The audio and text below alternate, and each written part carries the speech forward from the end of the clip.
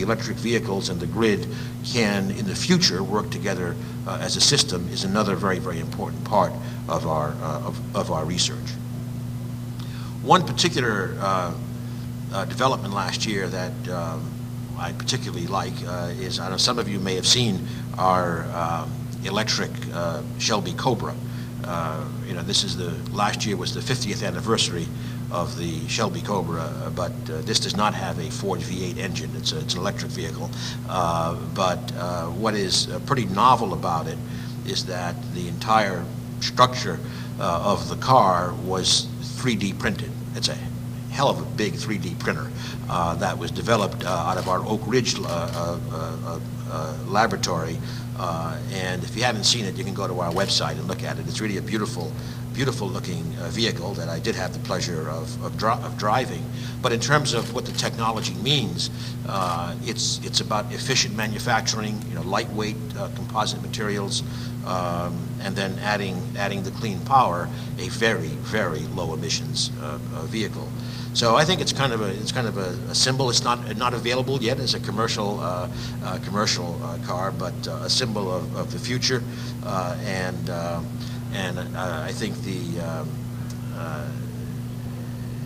one can imagine a future again in which something like 3D printing as a new manufacturing approach kind of allows you to go in and kind of order your personalized car in terms of and then have it printed.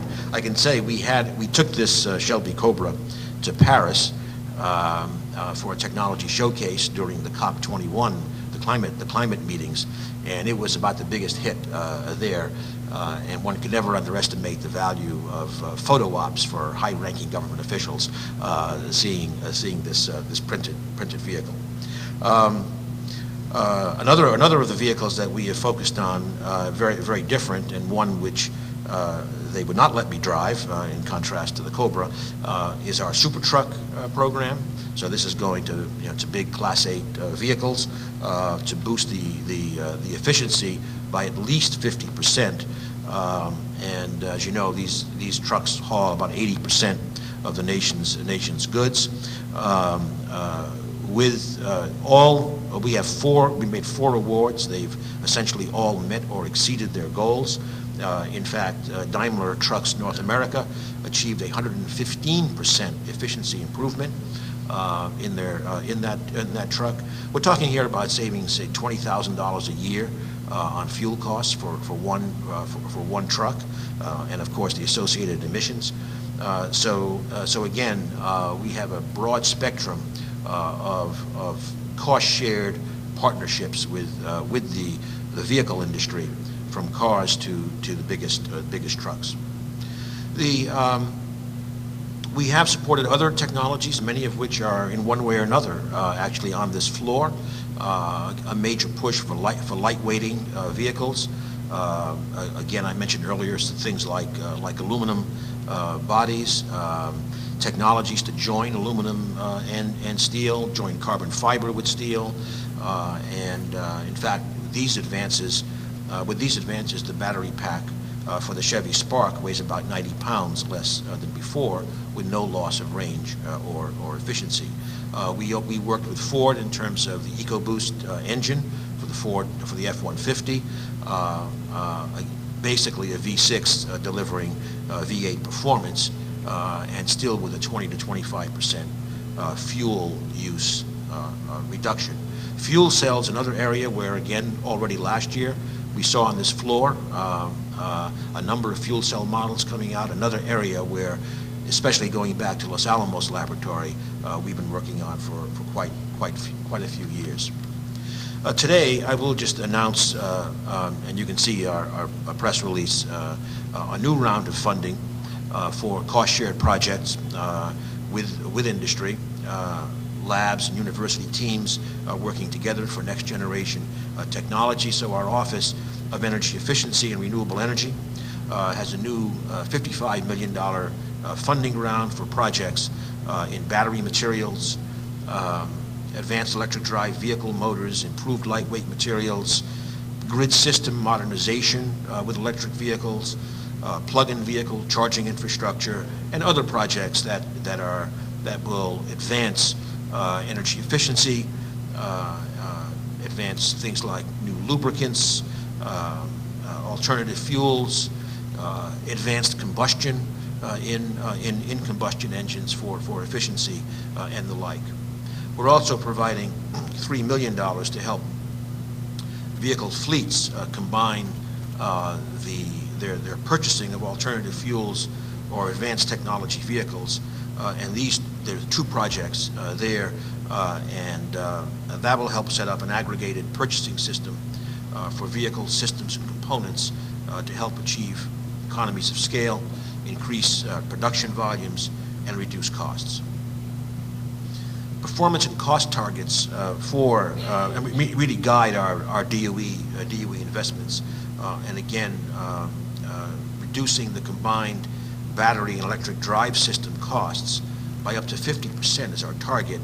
So, for example, we are aiming, and we think we're on track, again, working with our partners to reduce battery costs for vehicles to roughly $125 per kilowatt hour of storage, which would be a real game changer in terms of penetration and range.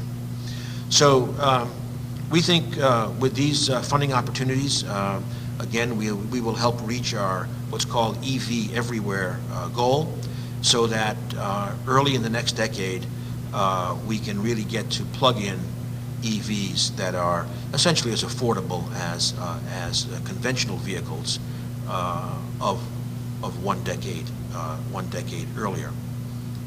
And by the way, as of December, our latest count is that we have surpassed 400,000 EVs deployed in this country, making us certainly the world's largest market for these cars. So, in concluding, just let me go back to Paris briefly.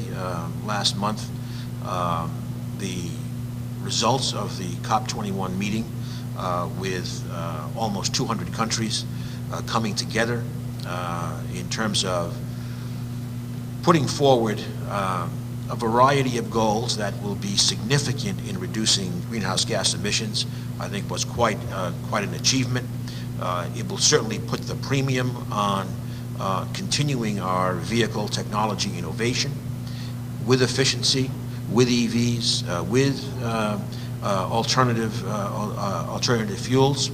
That agreement, we all know, was not the end of the story, but a very important beginning to reach the goals that the international community have put forward. Is going to require increasing ambition as the years and decades go forward.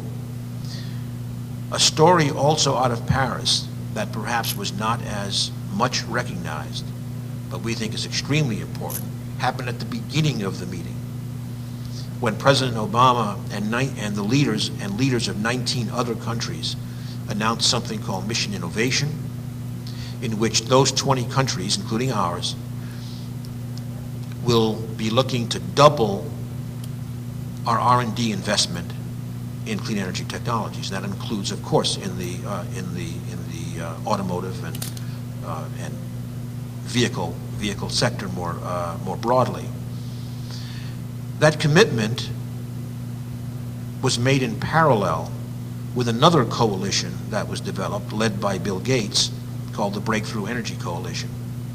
And the idea is that we are now going to have 28 investors from 10 different countries, again led by Bill Gates, who are going to have billions of dollars on the table to invest in this expanded innovation pipeline of those 20 countries with much more patience and risk tolerance than is the case in a typical investor. So I think this very, very strong focus on innovation across the board, including in the vehicle space, I think is what we see as underpinning the kind of increased ambition that we are going to need in the decades ahead, because that innovation will continue to drive down